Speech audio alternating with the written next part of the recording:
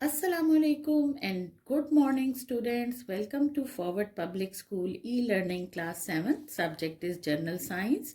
Chapter name is Physical and Chemical Changes and Processes. This is the part 2 of this chapter. My name is Nabila. Open your book, page 92. This is the chapter from your chemistry portion. Now we will do the remaining reading and explanation. Now today's topic is why are chemical changes important. Chemical changes जो हैं इनकी अहमियत क्या है, हमारे लिए क्यों अहम है। We are living in the world of chemical changes. Nearly everything with which we have daily contact is the product of a chemical change. हम एक ऐसी दुनिया में रहते हैं जहाँ पे chemical changes all the time हो रही होती हैं और नियरली हमारे इर्द गिर्द जितनी भी चीज़ें हैं जिनसे हम डेली कांटेक्ट में रहते हैं या जिनके साथ हमारा कांटेक्ट होता है वो मोस्टली जो हैं वो केमिकल चेंजेस की वजह से हमारे पास मौजूद हैं। Driving a car burning gas is a chemical change. अगर हम कोई कार ड्राइव करते हैं वो भी केमिकल चेंज है। अगर हम कुकिंग करते हैं चूल्हे में गैस ऑन करके, that is also a chemical change. And almost all the plastics we use are made by chemical reactions of different substances. तो हम जितने भी प्लास्टिक प्रोडक्ट्स यूज़ कर रहे हैं मुख्तलिफ किस्मों की, वो सारी जो हैं वो भी केमिकल चेंज के नतीजे में बनी है। Some of these benefits of chemical reactions are given below. अब इनके जो फ़वाइद हैं उनमें से कुछ जो हैं वो यहाँ पे आपको बताए गए हैं। First one is use of hydrocarbon as fuel. तो हाइड्रोकार्बन क्या होते हैं, जिनमें ऐसे कंपाउंड्स जिनमें हाइड्रोजन और कार्बन की मिकदार सबसे ज़्यादा हो, दैट आर कॉल्ड हाइड्रोकार्बन्स। और ये क्या होते हैं, मोस्टली फ्यूल्स होते हैं। A fuel is a substance. A fuel क्या चीज़ है, ये एक ऐसा सब्सटेंस है which is used as a source of energy, जो कि एनर्जी के लिए यूज़ किया जाता है। This energy is mostly in the form of heat. अब ये एनर्जी जो फ्यूल से हासिल होती है ये फॉर्म होती है, हीट की फॉर्म में होती है। Fossil fuels primarily are hydrocarbons. जो फॉसिल फ्यूल्स हैं जितने भी, उनमें क्या चीज़ें हैं, उनमें कोल है, उनमें पेट्रोल है, ऑयल है, उनमें जो है वुड है। तो ये सब जो फॉसिल फ्यूल्स हैं ये शुरू में सारे हाइड्रोकार्बन्स होते हैं। हाइड्रोकार्बन्स क्या हैं, दोबारा इन्होंने बताया है, compounds made of carbon and hydrogen. ऐसे कंपाउंड जो हाइड्रोजन और कार्बन से मिलकर बनते हैं।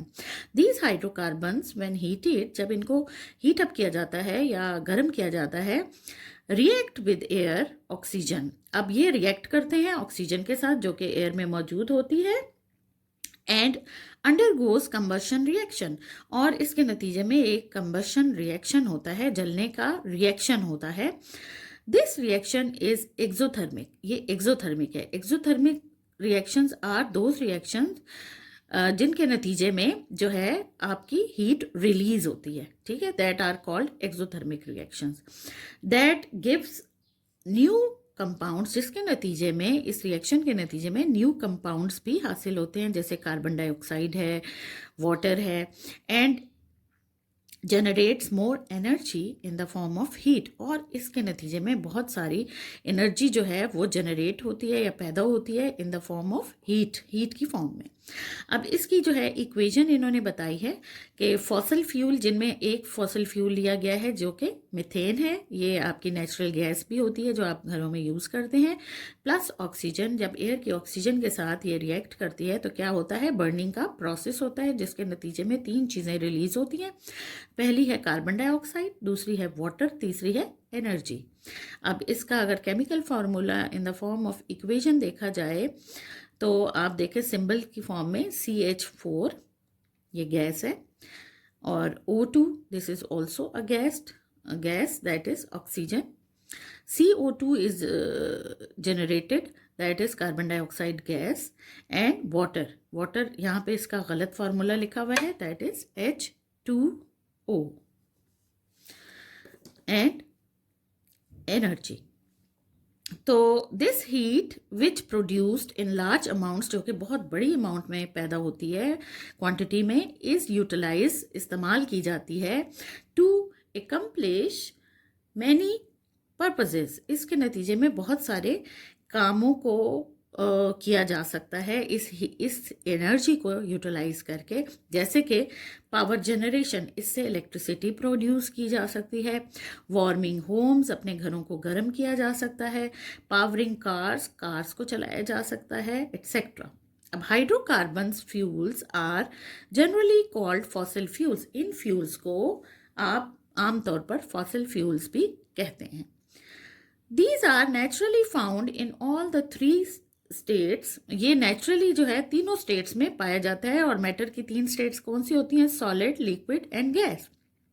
तो सॉलिड की फॉर्म में पाया जाता है कोल की सूरत में, कोयला जिसको कहेंगे हम। लिक्विड की फॉर्म में पेट्रोलियम, जो कि पेट्रोल होता है, जो गाड़ियों में डाला जाता है जिससे गाड़ियां चलती हैं। एंड गैस, जो कि नेचुरल गैस या मीथेन है, CH4, जिससे हम घरों में अपने जो है कुकिंग वगैरह करते हैं, चूल्हे जलाते हैं। बिसाइड्स कार्बन एंड हाइड्रोजन के अलावा, दीज हाइड्रोकार्बन्स कंटेन्स, इसके अलावा भी कुछ एलिमेंट जो हैं इनमें शामिल होते हैं। सल्फर है and nitrogen in small quantities. ये दोनों जो हैं बहुत स्मॉल क्वांटिटीज में इनमें शामिल होते हैं। व्हेन फ्यूल इज बर्न, जब फ्यूल बर्न किया जाता है तो these elements also react with air, ये भी एयर के साथ रिएक्ट करते हैं। और ये जो है ऑक्सीजन प्रोड्यूसिंग करते हैं, डिफरेंट चीज़ें ऑक्सीजन, एयर के ऑक्सीजन के साथ रिएक्ट करके। Sulphur dioxide, SO2, NO2, nitrogen dioxide और NO3CO2। तो ये सब चीज़ें जो हैं ये प्रोड्यूस करते हैं डिफरेंट कंपाउंड्स। तो carbon dioxide is a potential cause, potential mean अहम या मेन वजह है, कॉज ऑफ ग्लोबल वार्मिंग की। अब what is global warming, I will tell you. Now turn page 93। Global warming एक ऐसी कंडीशन होती है जिसमें ज़मीन का दर्जा हरारत जो होता है वक्त के साथ साथ बढ़ जाता है, उसकी नॉर्मल रेंज से ज़्यादा हो जाता है। और ये ज़्यादा होता है जो है बर्निंग ऑफ फॉसिल फ्यूल की वजह से, क्योंकि उसके नतीजे में कार्बन डाइऑक्साइड गैस रिलीज़ होती है, सल्फर डाइऑक्साइड गैस रिलीज़ होती है, नाइट्रोजन डाइऑक्साइड गैस रिलीज़ होती है, जिसकी वजह से ये जो अर्थ का टेम्परेचर है ये इंक्रीज़ हो जाता है। ऐसी सिचुएशन को ग्लोबल वार्मिंग कहा जाता है। अब हम आगे पढ़ते हैं। When these oxides dissolve in water, और जब ये वाले ऑक्साइड्स जो है जिनका मैंने अभी जिक्र किया है ये पानी के साथ मिलते हैं, जैसे अगर बारिश हो जाए या एनवायरनमेंट में ये होती हैं गैसेस की फॉर्म में, तो ये जब पानी के साथ मिलती हैं तो दे प्रोड्यूस रिस्पेक्टिव एसिड्स। तो ये जो हैं वो चंद एसिड्स या तेज़ाब बना देती हैं।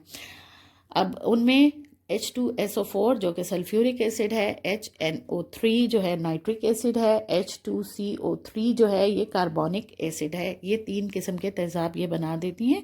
These acid cause acid rain, और फिर ये रेन की फॉर्म में जब अर्थ में या सॉइल तक पहुंचते हैं तो that increases the soil acidity, और सॉइल की एसिडिटी में इजाफा कर देते हैं। एंड पोल्यूट का मतलब आलूदा करना, द एनवायरनमेंट, और माहौल को भी पोल्यूट कर देते हैं। और इसके नतीजे में जहाँ पे ये बारिश होती है वहाँ पे कोई भी ग्रीनरी जो है वो ग्रो नहीं कर सकती। तो नीड टू थिंक, अब सोचने की बात क्या है कि the supply of fossil fuels is limited as they are non renewable resources of energy. जो फॉसिल फ्यूल हैं जैसे पेट्रोल, ऑयल, वुड जो है और नेचुरल गैस वगैरह जो है ये लिमिटेड अमाउंट में दुनिया में मौजूद हैं, क्योंकि ये जो हैं फॉसिल फ्यूल्स हैं।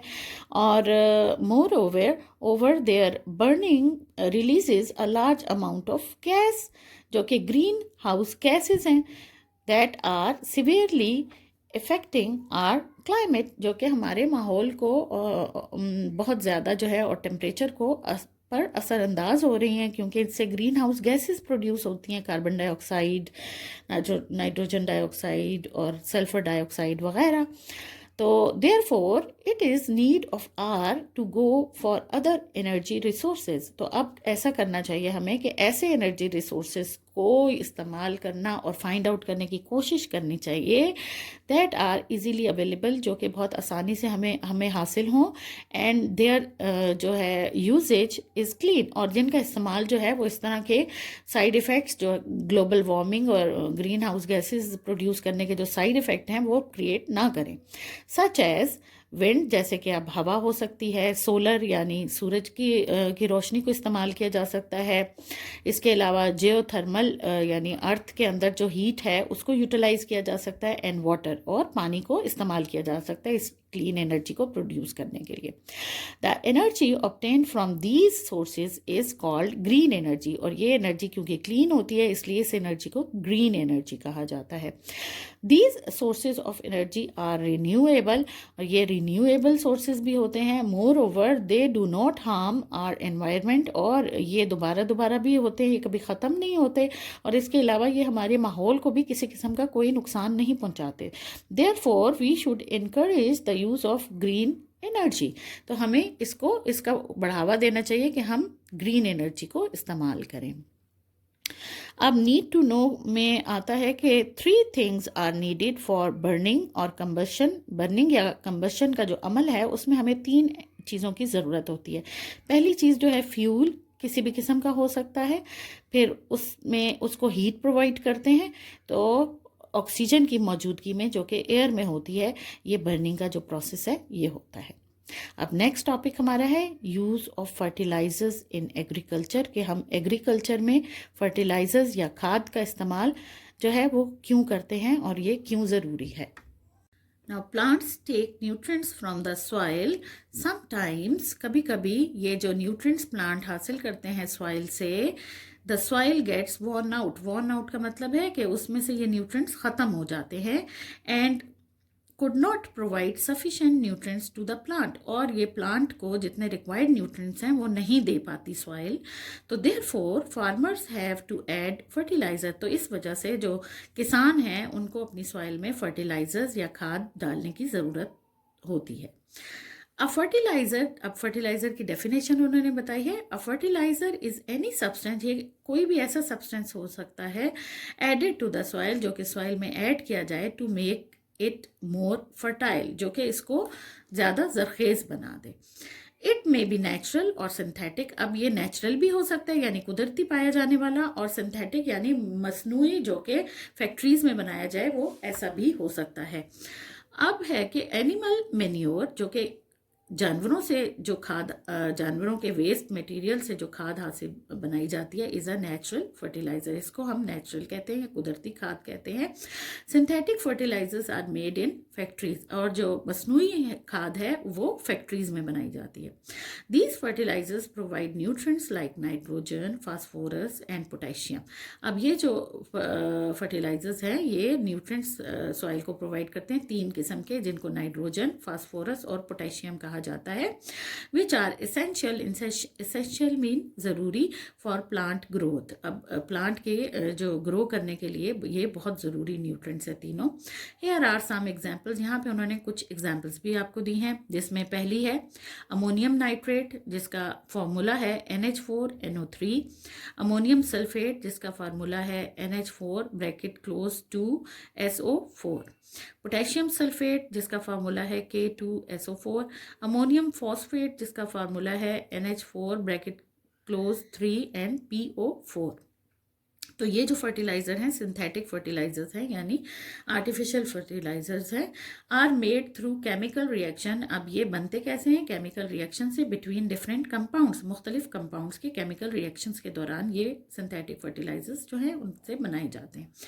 Chemical properties of fertilizers are about the nutrients they provide. अब इसकी जो केमिकल प्रॉपर्टीज़ हैं वो उन्हीं न्यूट्रिएंट्स से मिलती जुलती होती हैं जिनसे ये मिलकर बनाई जाती हैं फर्टिलाइजर्स सिंथेटिक जो है। अब इनमें क्या हो सकता है? नाइट्रोजन, फास्फोरस, पोटेशियम, ये 3 हो सकती हैं। Whereas physical properties such as, अब फिजिकल या उसकी ज़ाहिरी जो खसूसियात हैं वो होनी चाहिए। पार्टिकल साइज उसका क्या है, उसकी हार्डनेस कैसी है, उसकी हाईग्रोस्कोपिसिटी कैसी है। इसका मतलब होता है कि नमी को जज्ब करने की सलाहियत, यानी वो ज़्यादा नमी जज्ब कर सकता है या वाटर जज्ब कर सकता है या नहीं, एट्सेट्रा वगैरह। टेल अस द एफिकेसी, यानी ये इसकी वर्किंग को के बारे में, ये इसकी फिजिकल प्रॉपर्टीज जो हैं वो हमें बताती हैं, एंड कन्वीनियंस और आसानी के बारे में ऑफ फर्टिलाइज़र इन यूज़, कि जब हम इसको इस्तेमाल करते हैं तो ये कितनी आसानी से इस्तेमाल होता है और उसकी जो काम करने की सलाहियत है वो कैसी है। अब fertilizers with small particle size, जिनका छोटा साइज होता है, डिजॉल्व इजीली इन वाटर, ये पानी में जल्दी से हल हो जाते हैं, but it should not be less than 5 millimetres, लेकिन इसका साइज जो है 5 मिलीमीटर से कम नहीं होना चाहिए। इसकी वजह क्या है ये मैं आपको बताऊंगी अभी थोड़ी देर में। Now turn the page 94। Fertilizers जो हैं वो ज़्यादा फ़ायदेमंद हों सॉइल के लिए, इस पे 3 चीज़ें असरअंदाज होती हैं। एक तो उसका पार्टिकल साइज़ जो कि 5 मिलीमीटर से कम नहीं होना चाहिए, अगर ये कम होगा तो it would create dust and loss of fertiliser, तो ये सिर्फ डस्ट बन के या गर्द बन के रह जाएगा और इससे इसकी क्वालिटी जो है फर्टिलाइजर्स की फर्टिलिटी इंक्रीज़ करने की वो लॉस हो जाएगी, ज़ाया हो जाएगी। सिमिलरली बिल्कुल इसी तरह हार्ड पार्टिकल जो कि सख्त पार्टिकल हैं are better than soft ones, तो वो ज़्यादा बेहतर होते हैं सॉफ्ट से या नरम वाले पार्टिकल से, बिकॉज क्योंकि दे रिलीजेस न्यूट्रिएंट्स ग्रेजुअली, और क्योंकि ये आहिस्ता आहिस्ता न्यूट्रिएंट्स इससे रिलीज होते हैं और एकदम ही वो पानी में कंप्लीटली मिक्स नहीं हो जाते। और इसी तरह जो हाइपोग्रोस्कोपिसिटी है ये भी एक ऐसी क्वालिटी है जो कि असरअंदाज होती है इसकी फर्टिलिटी इंक्रीज करने में, और is another property that affects the fertilizer stability, और ये ज़्यादा अरसे तक जो फर्टिलाइज़र है वो अपना काम जारी रख सके, यानी फर्टिलिटी में सॉइल की इजाफा कर सके, तो इसमें ये तीनों पार्टिकल जो हैं वो बहुत अहम रोल प्ले करते हैं। अब next topic is harmful effects of fertilizers, इसके नुकसान क्या क्या हैं, नुकसानात या नुकसानदेह असरात क्या हो सकते हैं फर्टिलाइजर्स के, तो अब हम यहाँ पे ये पढ़ते हैं। अब fertilizers helps to feed the world, पूरी दुनिया जो है वो फर्टिलाइजर्स की मदद से खाना हासिल कर रही है, क्योंकि we could not grow enough crops without them, क्योंकि एक वक्त आता है कि जब सॉइल की जो फर्टिलिटी या जरखेज़ी है वो ख़त्म हो जाती है, तो उसके लिए उसको बढ़ाने के लिए हमें फर्टिलाइजर्स यूज़ करने पड़ते हैं, चाहे वो सिंथेटिक हों या वो नेचुरल हों, तो उसके बगैर ये मुमकिन नहीं है। बट देयर आर ड्रॉबैक्स, लेकिन इसके नुकसानात भी हैं, ड्रॉबैक मीन नुकसानात एज वेल। अब ये क्या क्या है, हम ये 2 पॉइंट्स पढ़ते हैं। First one is threat for aquatic life, यानी समुद्री हयात को जो है इससे नुकसान पहुंच सकता है या इससे थ्रेट मिलता है।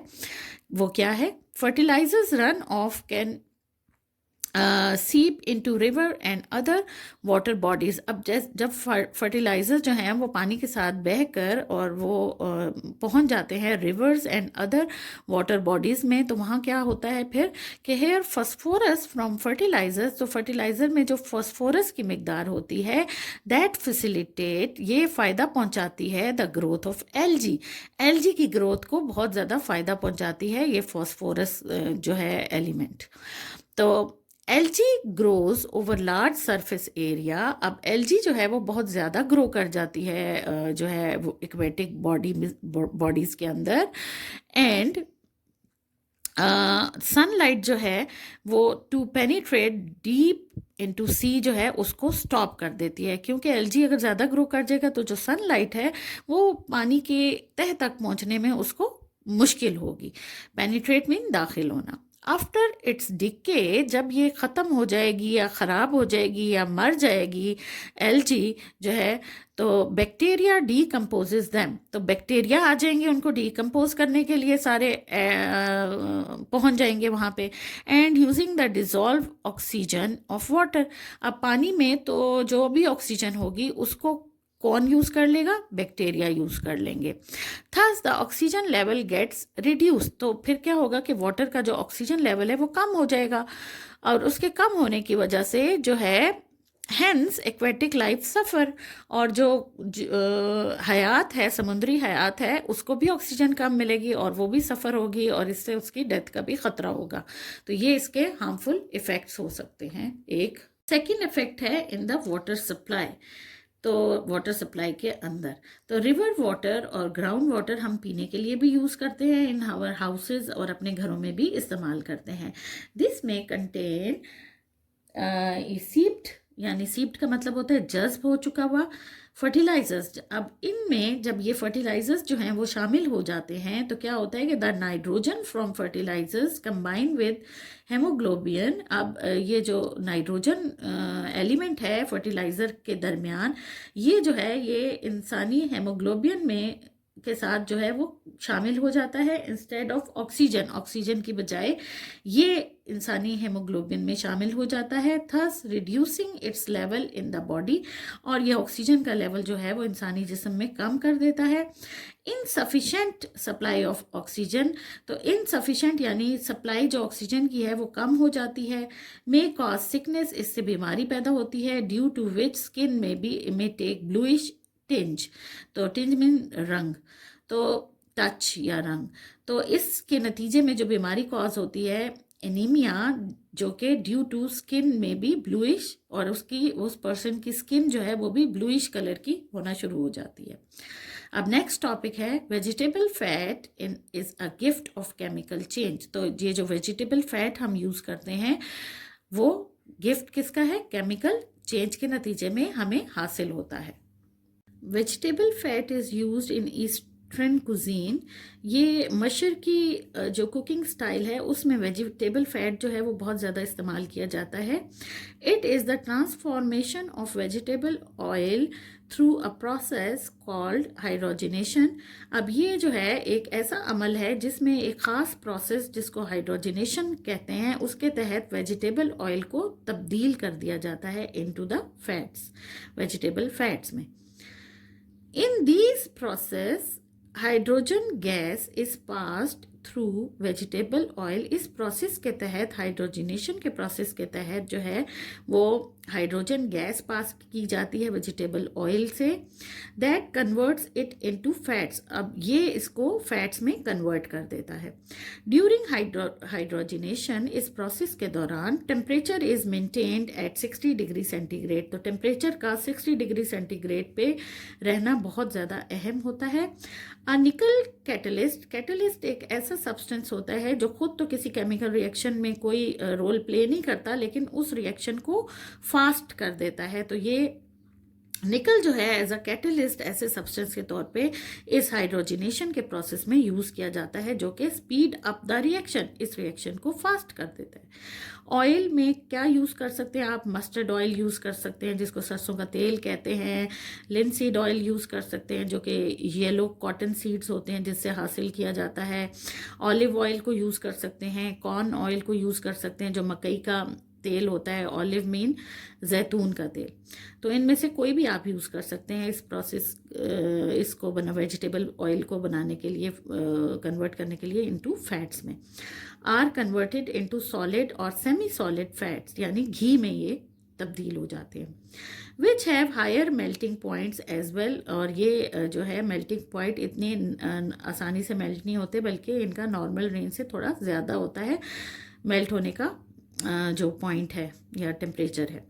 The equation for this process of hydrogenation is as follows. अब इसकी इक्वेशन हमें इधर आगे बताई गई है। पहले हम ये यूनिट देख लेते हैं कि जो इंडस्ट्रियल लेवल पे जो फैट्स या घी बनाए जाते हैं इस हाइड्रोजनेशन के प्रोसेस के तहत, उसके लिए ये इस तरह का यूनिट जो है वो इंडस्ट्रियल लेवल पे यूज़ किया जाता है। इसमें भी निकल जो है एज अ कैटलिस्ट यूज़ किया जाता है।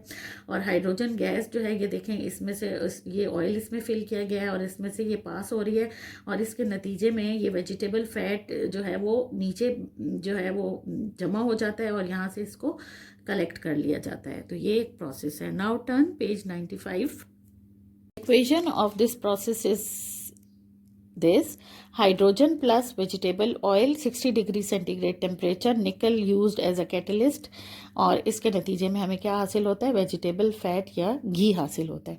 As reaction starts, large amount of heat is produce. इसके नतीजे में बहुत ज़्यादा अमाउंट ऑफ हीट प्रोड्यूस होती है।